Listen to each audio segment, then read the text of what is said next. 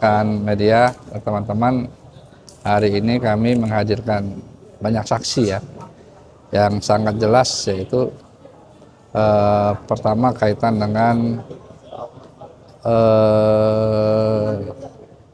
bahwasanya kepemilikan saham atas nama Nadiem itu meningkat, yaitu dari 522 juta menjadi 15 miliar, dan yang diperdagangkan itu adalah pemilikan saham syariah rupanya, berdasarkan pengakuan dari pihak Datindo ya, pencatatan itu. Lalu berikutnya saham seri B. Nah, saham seri B itu ternyata tidak diperdagangkan.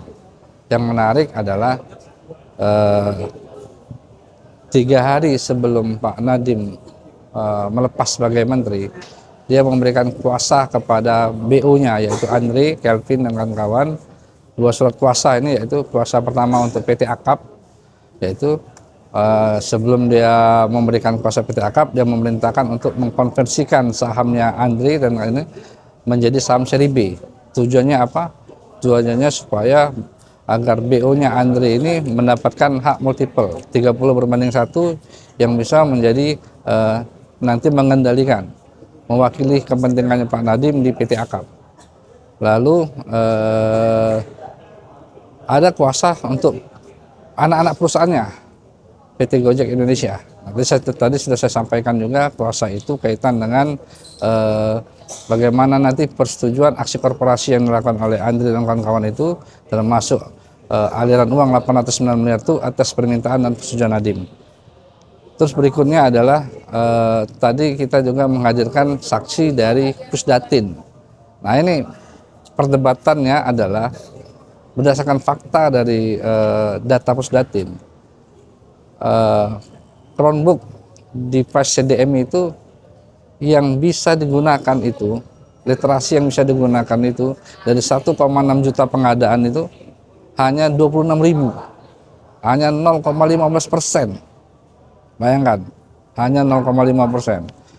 Angka 97% itu angka aktivasi hidupnya, tetapi digunakan untuk proses belajar mengajar itu hanya 0,15%. Maka dalam persidangan ini sudah jelas bahwasanya sudah bisa dibuktikan tujuan dari pengadaan Chromebook ini sudah tidak tercapai, sehingga sebagaimana dalam dakwaan kami ya, tentu ini adalah CDM itu adalah total loss seperti itu. Dan tadi juga diakui oleh tim teknis ada spesifikasi minimum. Saya tanya kenapa minimum? Ya spesifikasi yang sangat rendah.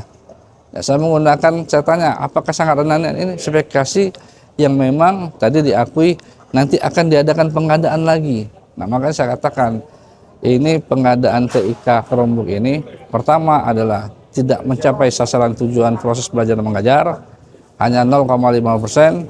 Yang kedua adalah ini adalah bagaimana mengendalikan, ya kan, mengendalikan kaitan dengan kementerian ini supaya sama seperti dia mengendalikan Gojek. Ada kebutuhan teknologi seperti itu.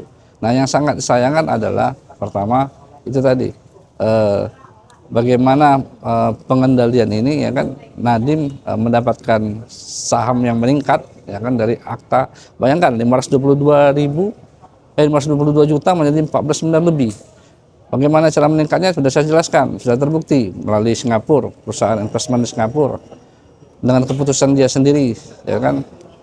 Salah satunya juga ada peningkatan mengenai ESOP seperti itu.